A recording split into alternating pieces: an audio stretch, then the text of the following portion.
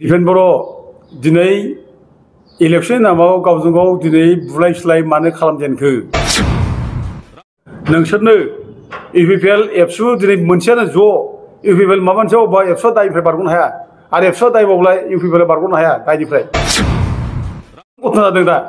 मानसि बुनाय सिगिस' खालामनाय अन्थाइ खुबैनाय बे नोंसोरनिफ्राय फैदों होननानै जों दिनै बयबो साननानै लायो रायजो राजाफोरखौ बयखौबो खुलुमहरनाय जाबाय दा थांनाय 1 मे बड'फा उपेन्द्र ब्रह्मनि रुंसारि जानाय सान बे सानखालि उरखाव ब्रह्म आरो बर' फरायसा आफादनि आफादगिरि दिफेन बर' आरो प्रमद बर' मोनहा ज' लोगो लांनानै आसामनि चिफ मिनिस्टार हेमन्त बिश्व शर्माखौ बड'फा उपेन्द्र ब्रह्मनि मांखरसालियाव लिंना लाबोदों एदिनखालि रायजो राजाफ्रा बयबो बड'फा उपेन्द्र ब्रह्मखौ सिबिनो फुजा होनो बावनो मान होनो बेनिफ्राय बयबो रेडिमोन खिन्थु बिथांमोना आसामनि चिफ मिनिस्टारखौ बेयाव लाबोनानै बेयाव जेरोखोम राजनितिक केम्पेन खालामबाय जों बेखौ निन्दा खालामो मुगैयो आरो बड'फानि मांखरसालिया खुनुदिन राजखान्थिनि मोनसे आड्डा जानो हाया बेयाव राजनितिनि मोनसे भाषण राजनितिनि बाथ्रा लानानै बेयाव अबेबा हान्जाखौ रायनाय अबेबा हान्जानि जानानै खोथा बुंनाय बे जानो हाया बे खुनुदिन बड'फानि आदर्शजों मिलाया बेनिखायनो बेयाव जायनाखि बाथ्रा बुंहैदों आसामनि चिफ मिनिस्टारा बेखौ जों निन्दा खालामनो मुगैयो आरो बेखौ खालामनो थाखाय उरखाव ब्रह्म दिफेन बर' प्रमद बर'मोनहा जि जायगा होदों बेनि थाखाय बिसोरनि दायनिगिरि जों बिसोरो मुगैयो धिक्कार होयो दा बड'फा उपेन्द्र ब्रह्मनि बे मांखरसालियाव ओइदिनखालि मोजां आदर्शनिसो बाथ्रा सावरायनांगौमोन बड'फानिसो गियाननि बाथ्रा सावरायनांगौमोन खिन्थु बेखौ सावरायाबालानो दिनै आसामनि चिफ मिनिस्टारनि खुगाजों दिनै बे गोथार बड'फानि मांखरसालिनि जायगानिफ्राय माने फोसावनाय जाबाय जे जायफ्रा इउपिपिएलआव ओंखारदों बे इउपिपिएलनोसो अरुणाचल स्किमखौ होनाय जागोन आरो गुबुन गुबुन सुजुग सुबिदा होनाय जागोन बे बाथ्राखौ बुंनाय जाबाय बेबायदि बुंनाया मुगैथाव आरो लासिंसिं बियो दिनै बर' हारिखौ नोङो बे मोनसे स्किमखौ लानानै अरुणाचल स्किमखौ लानानै जों बोखावनाय हारिनि गेजेराव गावस्रानाय लाबोनाय बे जिया खुनुदिन बे मोनसे राजनितिक हान्जानिबो बे आखु जानो हाया बे दिनै गोरिबा गोरिबखा इउपिपिएलआव थानायाबो गोरिब बिपिएफआव थानायाबो गोरिब बे बिपिएफ इउपिपिएल बे गोरिबखौ लानानै बोखावनाय जे बिपिएफआव ओंखारब्ला अरुणाचल स्किम मोना बायदिसिना स्किम मोना होननाय इउपिपिएलआव ओंखारब्लासो स्किम मोनो होननाय बेबायदि जाथिखौ बोखावनाया बेनिफ्राय देरसिन मुगैथाव दा बे खुनुदिन गाज्रि जानो हाया बे जाय गोरिब जाय उपजुक्त स्किम मोननांगौ बिसोर मोननांगौ आरो जायफ्रा मोननाङा खिन्थु नोङो स्किमनि थाखायनो जे जाथिखौ गोरिबफोरनि गेजेरावबो जाम्बा जाम्बिफोरनि गेजेरावबो जे बोखावबाय बेनिफ्राय देरसिन माने जघन्य राजनिति जेबो थानाया दा दिनै उरखाव ब्रह्म दा बिसोरो गियान थानांगौमोन बे जायगायाव चिफ मिनिस्टारखौ लिंहरनानै बे जायगायाव बिदि खोथाखौ बुंहोनो नाङामोन दा दिनै दिफेन बर'मोनहा मा गियान होनो सानदों फरायसा आफादनि नेता जानानै दा बे दिनै जाय फरायसाफोरखौ लानानै जाथिया आसा खालामो जाय फरायसाफ्रानो बर' जाथिनि माने सेफगार्ड भेनगार्ड डिफेन्डार आरो बिसोरनो बर' जाथिखौ दानांगौ बिसोरनो माने बर' जाथिखौ खैफोदनिफ्राय बोखांनांगौ दा दिनै दिफेन बर'मोनहा बे फरायसा आफादनि सेंग्राफोरखौ माबायाव बाहायदों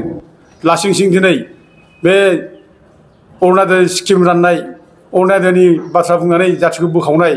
बेनिफ्राय देरसिन जघन्य खामानि बे दुलाराय बर' फरायसा आफादनि आफादगिरिया मावाखै जों सानो जघन्य खामानि बियो दा दिनै माबोरैहाय इलेक्सन खर' कन्डाक्ट जानाय समाव दिनै गामि गामि फरायसा आफादनि नामाव दिनै माबोरै अरुणाचल स्किम राननायनि दिनै फर्म राननो हायो दाथ' दुप्लिकेट फर्म रानगासिनो दङ जों खोनाबाय थादों मिथिबाय थादों दुप्लिकेट फर्म आरो नों बे खर' कन्डाक्ट जानाय समाव नों सोर गभर्नमेन्टआ स्किम होनो हायो सोरनो मा अनसुंथाइ होनो हायो गभर्नमेन्टनि खुनु माने स्किम खुनु अनसुंथाइ दा होनो हाया बे नंखाय खोथा बुंनानै दिनै रायजो राजाखौ आन्दायहोनो नागिरदों आरो दिनै बे अरुणाचल स्किम होगोन मा होगोन होनना बुंनाय बे जोंनि फरायसा आफादनि बे आखु जानो नाङा बियो फरायसा आफादा गावनि फरायसाफोरनो बिदि गियान होनाया जाथियाव दिनै माबायदि गियान होनो नादों जाथिखौ माबायदि दैदेननो नादों जाथिखौ मा रोखोम दैदेननो नादों जाथिखौ मा रोखोम रैखाथि नादों बे दिनै गिदिर प्रश्न जायो ओंखायनो जों दिनै थांनाय जायनाखि 1 मेआव चिफ मिनिस्टारखौ लाबोनानै माने बड'फानि जायनाखि फुजा होनाय सम बे फुजा होनाय समाव रायजो राजाखौ फुजा होनो स्कप होजासे राजनिथिनि जे केम्प खालामबाय बेखौ जों निन्दा खालामनो मुगैयो आरो दानि जे इलेक्सन केम्पेइननि नामाव दिनै जि समाव इलेक्सन कड अफ कन्डाक्ट जागासिनो दं बे कड अफ कन्डाक्ट जानाय समावबो नों अर्डिनारि स्किम रानगोन मागोन होननानै गामि गामि हाबै हाबै जाम्बा जाम्बि रायजो राजाफोरखौ माने जायफ्रा UPPL ओंखारो बिसोरनोसो होनाय जागोन जाय UPPL ओंखारा बिसोरनि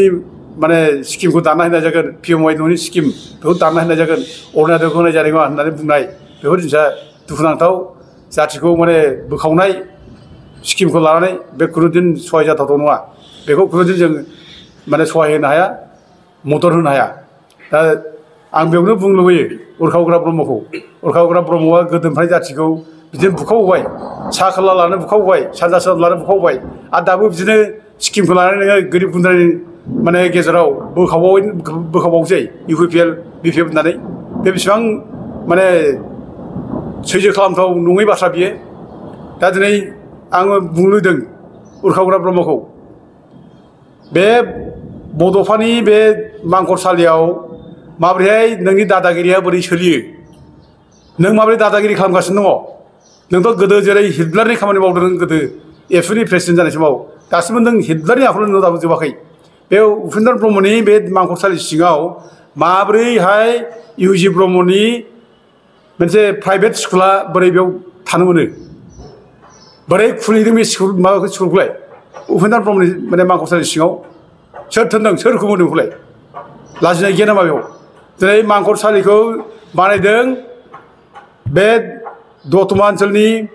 रामफलबिल पाटगाव ओनसोलनि रायजो राजाफोरखौ लानानै जोङो ज' दावराव दैखेब नार्जारि आरो माखासे इन्जिनियारफोरना ज' लोगो लानानै बल्दार बे मायाव पाटगाव आथियाबारियाव थांनानै डिअफ'जों रायज्लायनानै जों बल्दार रोगानानै लाबोनानै बे मांखरसालिनि बे जायनाखि बाउन्डारि वाल बेखौ दावराव दैखेब नार्जारि आरो माखासे इन्जिनियार बिसोर जयेन खालामदों रायजो राजाफोरनि सहाय लानानै दिनै बे मांखरसालिया रायजोफोरनिसो बर'फोरनिसो जायगा बियो बर'फोरनिसो बियो दिनै बे जायगायाव बोरै उरखावग्रा ब्रह्मआ माबोरैहाय माने गावनि प्राइभेट स्कुलनि माने माबाखौ मारै बेयाव दोननो मोनो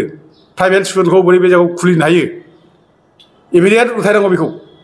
रायजो राजा बेखौ कमप्लेन होगासिनो दं बयबो बुंगासिनो दं आरो दिनै बिनि बादैबो दिनै आं बेखौ बुंनो लुबैदों उरखावग्रा ब्रह्ममोननि दिफेन ब्रह्मनि जाथि थगायनाय जाथि माने फाननाय बे दिनै रोखा रोखा नुजाजोब्बाय बयबो मिथिजोब्बाय बड'लेण्ड रायजो नाङा होननानै सुक्ति खालामना लाबोनाय जेराव बड'लेण्ड रायजोनि थाखाय रायजो राजानि थै लानानै सहि हैदोंमोन थै लानानै सहि लानानै मेमना हैदोंमोन दा दिनै जे माने सुक्ति खालामनाय समाव बड'लेण्ड रायजो नाङा होनना फैबाय रायजो राजाखौ मिथिदों बाथ्रा गैला नोंसिनि बिचार सुक्तियाव दिनै गामि दानख'नाय मोनसे क्लज लाना फैबाय बड'लेण्ड रायजोनि जायगायाव नोंसोर माने गामि दानख'नाय सुक्ति लाना फैबाय बड'लेण्ड रायजो फोजोबस्रांनायनि मोनसे सुक्ति नोंसिनि आमोलाव जाबाय दिनै बेखौथ' रायजो राजा नुयि बाथ्रा गैया दिनै नोंसिनि दिनावसो दिनै जोङो बयबो रायजो राजाफ्रा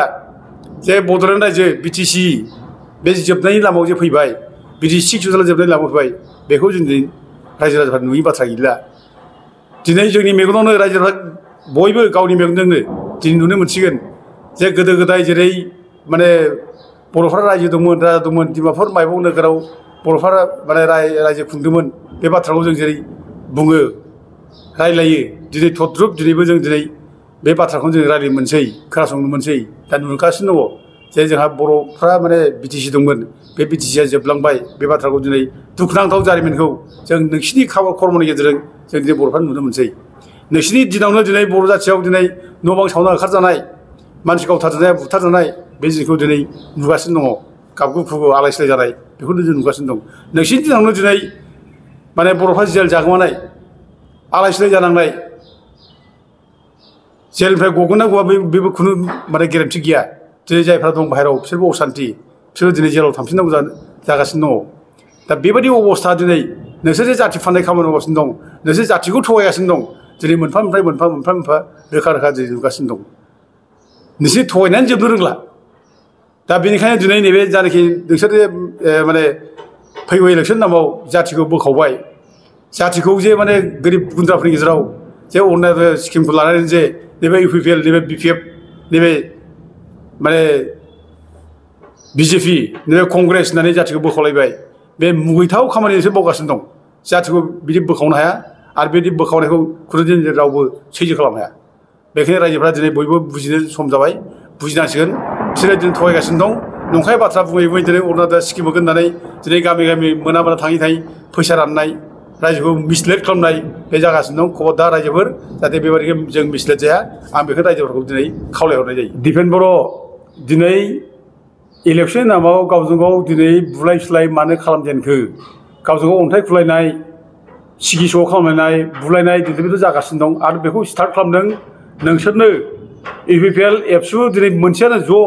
इउपिपिएल माबा मोनसे अबेबा एबसुआ दायनिफ्राय बारग'नो हाया आरो एबसुआ दायबावब्ला इउपिपिएल बारग'नो हाया दायनिफ्राय बेखायनो बे जेसेबां घटना जादों दा